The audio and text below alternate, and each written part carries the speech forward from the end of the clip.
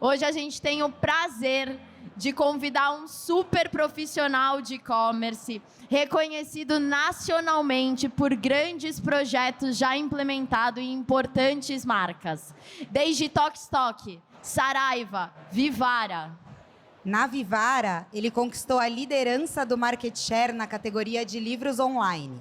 Na Tok, criou uma unidade de negócios digitais, conectando todas as lojas, que hoje representa nada menos do que 35% das vendas da empresa. E na Vivara, implantou o projeto de omnicanalidade, conectando mais de 300 pontos de venda físicos ao e-commerce, pontos de venda esses que representam 35% das vendas digitais. Inclusive, a gente vai ter um case só para falar desse projeto aqui amanhã. A gente vai receber no palco uma pessoa que vocês vão se encantar com o carisma e vai dividir muito da sua jornada do e-commerce com a gente até agora. Vem pra cá, Adriano Tavolassi. Vem, Adri! Uhul! Oi, gente. Bem-vindo, Adri. Obrigado.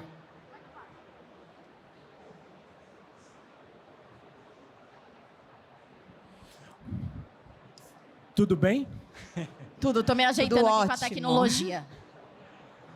Bom, obrigado pelo convite, dividir um pouquinho aí das experiências com vocês. Não parece, mas são 28 anos já de varejo. Ultimamente, eu brinco, a gente está trabalhando, ajudando as companhias aí a tirar o exponencial do digital, né? Acho que a integração aí dos canais e tudo, acho que a grande maravilha do digital é o quão exponencial ele pode ser e o quão ele está cada vez mais presente nessa jornada do consumidor unificada. Então, é um pouquinho disso que a gente vai contar aí para vocês hoje. Obrigada, Adri. É um prazer estar aqui no palco com você. A ideia é a gente bater um papo, trocar conteúdo, conhecimento, é para ser algo leve. Então, vamos lá. Odri, para começar aqui no nosso palco, eu acho que para o pessoal poder conhecer você um pouquinho melhor, sua experiência, conta para a gente um pouquinho de todos esses projetos aí que eu citei no início e outros que você queira comentar também, em que você esteve envolvido, trazendo a transformação digital para as marcas e para as empresas na quais você trabalhou. Vamos lá, eu acho que o principal também é a gente entender, eu brinco, que transformação ela está intimamente ligada à capacidade das companhias de paralelizar iniciativas, né? Quanto mais você conseguir fazer as iniciativas de forma paralela, mais rapidamente você transforma as coisas.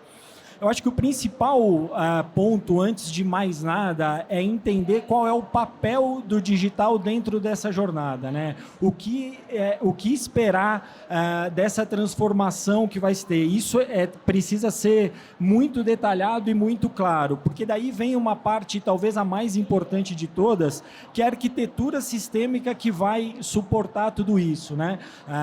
Hoje em dia, quando a gente fala de Omni, de todas as coisas, essas integrações e tudo isso é muito importante. E a gente teve um período onde a gente fez muita pirotecnia, né? Ou seja, a gente tinha algumas iniciativas que elas não eram replicáveis, elas não eram escaláveis. E aí isso não serve para quase nada, porque o aprendizado, né? Toda aquela questão do MVP e tal, o aprendizado tá ligado a você conseguir melhorar aquele processo. Então, acho que a principal coisa é, entendendo o que precisa ser feito e qual é o papel que o digital vai ter dentro da organização, definir essa arquitetura. Por mais difícil que seja chegar lá, né? Você não precisa fazer tudo de uma vez, mas já ter esse endgame definido é muito importante para que você não tenha retrabalho, para que você consiga ir evoluindo em cima daquela primeira solução que você fez. E aí isso tudo varia, né? Não tem uma receita de bolo. Então, no caso da Tok, por exemplo, o desafio era muito mais um dropshipping, né? Na Saraiva era segurar um pouco da Amazon que tinha entrada, como é que a gente distribuía e aumentava aquele tráfego de uma forma grande. Na Vivara já é uma preocupação também com estoque, como é que a gente otimiza, né? Não só a venda do digital, mas toda essa distribuição logística. Então, por isso que é importante a gente entender para adequar melhor esse contexto. Legal, Adri. E a gente sabe quando a gente implementa projeto, né? Tecnologia e time comercial normalmente se bicam. Como que você conseguiu equilibrar esses aspectos técnicos e comerciais para tomar essa decisão de digitalizar as marcas e fazer todo esse processo? Você pode dar alguns exemplos para a gente, por favor? Claro, eu acho que isso também vem mudando, né? Eu acho que a pandemia ajudou muito a consolidar toda essa importância e as empresas precisam, de alguma forma, resolver isso. Então, como a gente já comentou, tem toda essa questão de arquitetura, né? E aqui é interessante também a gente só olhar a evolução aqui de todo esse ecossistema digital, né? A gente começou lá 15 anos atrás com o on-premise. Depois do on-premise, que a gente tinha que comprar e montar tudo, veio o SaaS. Depois do SaaS, o SaaS, um pouco o SaaS headless. E hoje em dia, essa questão do composable. Então, acho que é muito importante também, nessa fase de arquitetura, definir, olhando para dentro de casa, né, essas características. Tipo, minha empresa, ela desenvolve bastante coisas dentro de casa ou faz tudo fora? Como é que é? Então, respeitar também esse modus operandi da companhia. Se é uma companhia que sempre fez tudo fora, não vai conseguir de uma hora para outra internalizar tudo, assim como o contrário também, né? E aí sempre, novamente, essa questão da sustentação e escalabilidade, mas aqui, Sofia, eu acho que a dica também é a gente ampliar um pouco desses horizontes, ou seja, não é só uma questão da venda do digital, né? Vamos lembrar isso que eu acabei de falar da questão do estoque. Então, por exemplo, imagina uma empresa que trabalha com ouro, é um estoque caro. Quanto melhor otimizado for essa camada e o digital ajudar, por exemplo, em ter menos capital de estoque empregado, melhor. Então, isso às vezes é uma coisa que fica submersa, né? Ninguém vê, mas você vai trocar de plataforma, vai montar o sistema de Omni, vai vender mais ou não? Claro que vai vender mais, mas além do vender mais, tem todas essas coisas escondidas. Aí, por exemplo, a pessoa do comercial e de compras vai adorar isso, né? Se você também mostrar esse viés, olha, através da plataforma você consegue ter menos estoque, você vai melhorar o seu giro, você vai ter menos cobertura. Então, é realmente misturar esses mundos, Sophie, para deixar claro esse benefício também dentro da organização e, consequentemente, você vai ser melhor recebido. Concordo totalmente, Adri. De forma até que eles se conversem, né? Às vezes o técnico tem uma solução que o comercial quer, mas eles não se falam ali para um entender que o outro pode fazer parte ali do mundo, né? Perfeito, às vezes isso está submerso e assim, eu brinco, né, que bom gosto não tem retrocesso. Então, depois que você mostrou um processo diferente, mais ágil, mais eficaz, que ela testou e fez, ela não vai querer nunca mais fazer do jeito difícil. É isso. E isso, Adri, exige também uma mudança cultural, né, dentro das empresas. Às vezes a gente fala, sou omnicanal, né? Tenho lojas integradas no e-commerce, mas não tem, de fato, uma cultura omnicanal ali dentro. Você teve que participar de algum processo de transformação cultural dentro da empresa? Como que foi? Eu acho que a maioria das empresas vive isso hoje em dia, né? Eu acho que, como eu falei, a gente que está nesse mercado aí há bastante tempo quebrou muita pedra no bom sentido. Eu acho que esse conceito cada vez mais está difundido. Então, essa questão de convencimento, etc., eu acho que essa fase a gente já passou. Porém, é muito importante esse alinhamento de cima para baixo, né, do board do CEO para baixo, porque o digital ele é um aglutinador de vários processos. Ele não consegue, entre aspas, fazer nada sozinho. Então, essa questão da influência e da colaboração é muito importante para a gente conseguir sucesso dentro das organizações. Então, eu acho que aqui também é menos palavras bonitas, sabe? Porque eu acho que também, às vezes, a gente do digital quer ficar enfeitando muito o pavão, quer ficar colocando muito a coisa, quando, no fundo, a gente tem que se posicionar de uma forma a solucionar os problemas, né? Eu acho que essa forma de colaborar ajuda muito nesse vai e vem, nesse convencimento cultural. Então, toda essa integração com a loja, por exemplo, para a ponta, para o pessoal de loja, vai ser muito melhor se ela fizer de uma forma diferente, que ao invés de dar 20 passos para emitir uma nota fiscal, ela dê 4, né? Que hoje um tempo que ela perde ali para fazer a garantia do consumidor, ela faça muito mais rápido e envie por e-mail, porque para o consumidor também é conveniente. Então, eu acho que também tem muito a forma da gente internamente se posicionar e tangibilizar que a gente pode ser uma solução, né? Então, sei lá na interação com o pessoal do comercial, poxa, deixa eu trabalhar o seu sem giro, que eu vou te ajudar a fazer isso aqui no site, vamos levar tráfego, você quer vender mais essa corrente e menos essa? Como a gente conseguiria levar mais tráfego para essa e menos para essa? Então, acho que cada vez mais essa colaboração, mas é muito importante vir de cima, porque senão nessa colaboração e nessa tentativa do digital de aglutinar as áreas, a gente não consegue evoluir. E um último ponto aqui só, que eu acho que esse é muito importante, a maioria das empresas, ela perde tempo discutindo onde determinada coisa tem que ser alocada dentro da companhia, quando ela deveria discutir qual é o skill necessário para fazer aquele processo. Então, sei lá, um exemplo básico, last mile. Claro que originalmente o last mile vai ficar na área de logística, mas mais do que discutir se o last mile tem que ficar em logística ou na área do digital, o escopo de quem vai fazer o last mile é totalmente diferente daquela logística de eu pegar da fábrica e distribuir para a loja física. O last mile não tem nada a ver com isso. Eu vou ter que olhar para os pedidos do e-commerce, explodir ele no mapa, ver que região está mais concentrado ou não e tentar colocar transportes naquela loja com raios muito mais curtos, de 2, 3, 5 quilômetros da própria loja. Ou seja, é muito mais importante a companhia discutir que skill tem que ser essa pessoa do que se vai ficar na logística ou no digital. É aquilo que a gente estava falando do alinhamento entre os diferentes departamentos também, né, Adri? Porque não adianta você, cada um fazer ali o seu quadrado, mas não tá preocupado com o resultado final, com o que o consumidor vai receber daquilo. Então, ter esse alinhamento entre todos os departamentos é fundamental. Até porque, já que você me permite, a gente, empresa, divide os canais. Né? Então, sei lá na Saraiva, por exemplo, não existe a Saraiva site e Saraiva loja. Para o consumidor existe a Saraiva. Ora ele está comprando no site, ora ele está comprando na loja. Então, a gente mesmo, empresa, tem que tomar cuidado, porque a própria empresa divide. São né? pontos não é nem de contato com o cliente, né? Não Perfeito. São canais, são os diferentes pontos de contato que a marca faz com o cliente. Legal. Muito bom, Adri. E aí, pensando em tudo isso, nessas áreas, na quantidade de skills que é necessário, como que você conseguiu uma colaboração entre todos esses times numa implementação de um B2C, de um marketplace, desse dropshipping? Como que essa colaboração entre as equipes fez essa iniciativa realmente vingar?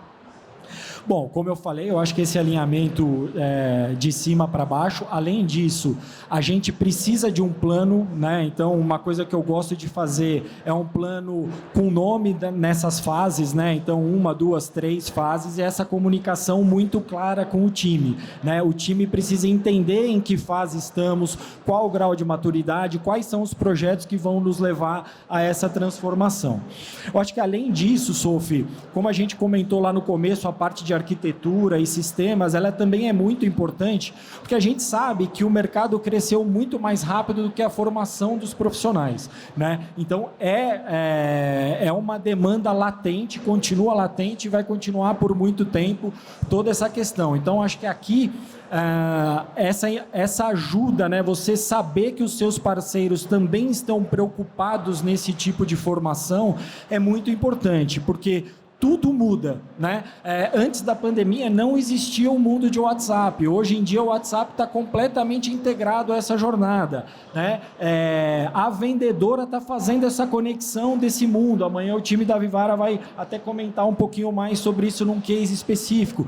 Então, é fundamental que isso aconteça. E, obviamente, a própria empresa apostar nisso também, porque, de novo, as pessoas estão se formando nisso. Então, é muito importante também que as empresas, de alguma forma, se preocupem com essa formação, né? E juntos, esse ecossistema vai evoluir cada vez mais. Com certeza, Adri. Eu acho que tecnologia é complexo, né? Aqui na Vtex, a gente tem usado muito a terminologia de arquitetura, de se comunicar por arquitetura. Mas a arquitetura é um monte de caixinha, é difícil você conseguir igualar o conhecimento de todos. Pensando até agora em sopa de letrinhas, em KPIs, como que você conseguiu mensurar esse desempenho da digitalização dessas marcas que você fez? Assim, quais foram os principais KPIs, indicadores chaves que você usou para realmente ver que estava dando sucesso aquela iniciativa? Boa, acho que aqui, de novo, a conexão lá com o objetivo do projeto e da transformação, junto com essa arquitetura, né? Então, acho que os KPIs, como a Sophie falou, eles são milhares. Obviamente, tem os mais tradicionais, de venda, conversão, tudo isso.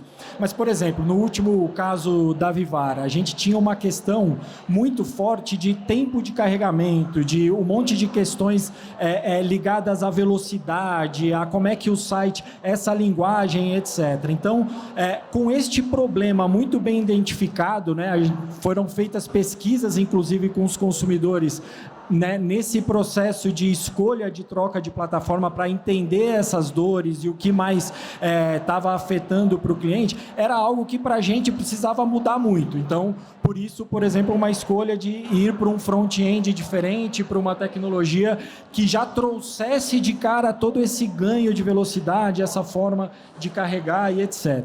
Né? Porém, eu acho que mais que isso, a gente também não pode esquecer que em projetos de transformação digitais, os KPIs qualitativos também são muito importantes.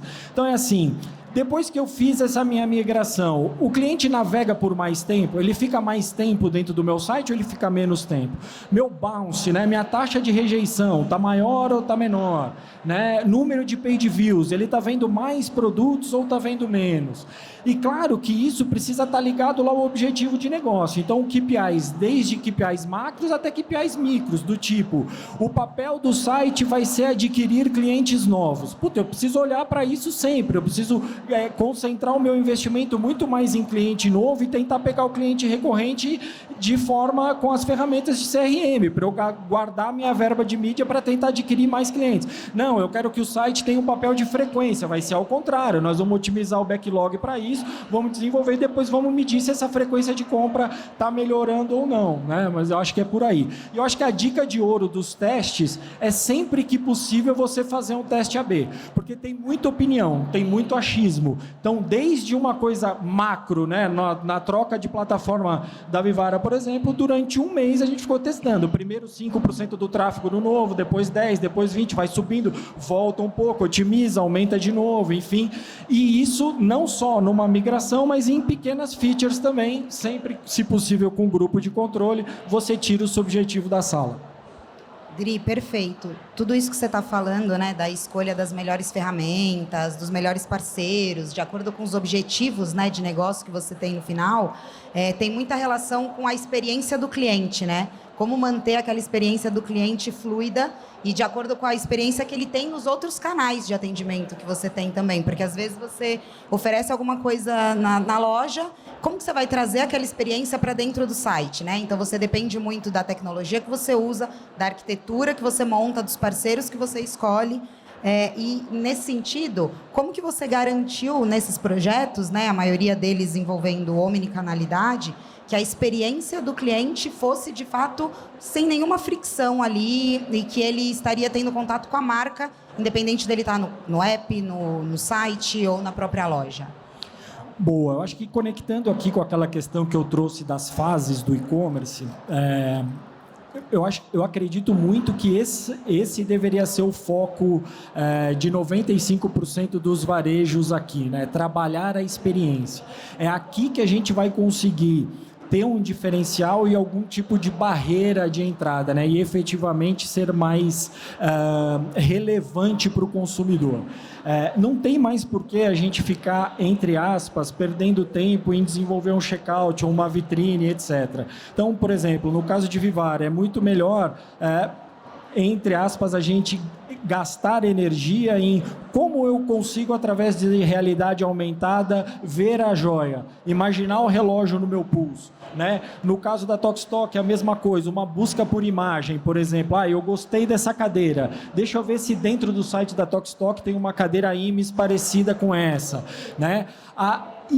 E além disso tudo, todo o universo de recomendação, né? Como eu trabalho esse mix and match. como eu faço um pouco desse papel da vendedora dentro desse mundo do online? Como eu trago, por exemplo, a possibilidade de você chamar uma vendedora e conversar com ela, um personal shopper, alguma coisa nesse sentido. Então, para mim, o grande foco do varejo precisa ser na experiência de compra, em construir essa camada de experiência e aí levando em conta, sempre escutando o consumidor, mas aquilo que mais vai trazer diferença ali para você de alguma forma. Mas o foco de todo mundo deveria estar em construir essa experiência, em otimizar isso, em como oferecer um upsell, um cross-sell, enfim, toda essa combinação de coisas. Arrasou. Legal, Adri. Adri, eu já tive o prazer de ser sua Solution Architect em um projeto no passado. Sei que experiência para você e métricas é essencial para a gente validar o projeto. A gente já está quase terminando o seu tempo, então eu gostaria de te perguntar, pensando em passado e pensando em futuro, quais foram os principais aprendizados que você teve nessa digitalização das marcas? E algum conselho, assim, pensando no futuro agora, em tendências que estão por vir dos e-commerces, qual seria um conselho que você daria para quem está iniciando ou está no meio dessa jornada de digitalização, está perdido ali no meio da arquitetura? Boa. Acho que a primeira coisa é esse alinhamento e objetivo de qual é o papel que essa transformação vai ter dentro da companhia. E aqui não tem certo e errado, né? Eu brinco, não tem objetivo errado, tem premissa mal combinada. Então, acho que a primeira coisa é essa. A segunda coisa é não deixe a arquitetura para depois. Não deixa. É a primeira coisa a ser definida. Por mais que a gente não ataque 100% dela num primeiro momento. E dificilmente isso vai acontecer. A gente não vai conseguir resolver a arquitetura de uma vez. Principalmente quando a gente fala do Omni, que tem toda essa questão do legado envolvida, né? Tem até uma brincadeira que Deus fez o mundo em 7 dias porque não tinha legado. Se tivesse, ele ia ter que conectar as APIs, as coisas, ia demorar um pouquinho mais para criar o mundo, né? Então, acho que a arquitetura não deixa para depois. O endgame que a gente está vendo aqui, cada vez mais, é você tentar construir um sistema único de vendas, né? O que a gente chama de Unified Commerce. Não é e-commerce, então acho que cada vez mais esse front de venda, principalmente com o Omni, vocês têm que cada vez mais deixar isso integrado. Toda a organização deveria trabalhar em um único sistema de vendas e não em mais de um, e aí o back-office todo ser conectado por API. Isso vai facilitar muito também todos esses novos canais entrantes, né? WhatsApp, Live, enfim, todo esse tipo de coisa. A gente está cada vez mais na era da conveniência. Todo mundo aqui hoje, na hora de ir embora, vai ficar desesperado quando vier 15 minutos do Uber, 12, 8. A gente vai passar mais tempo cancelando o Uber pedindo 99, cancelando 99 pedindo outro, do que esperar efetivamente os primeiros 12 minutos ali que o Uber tinha dado.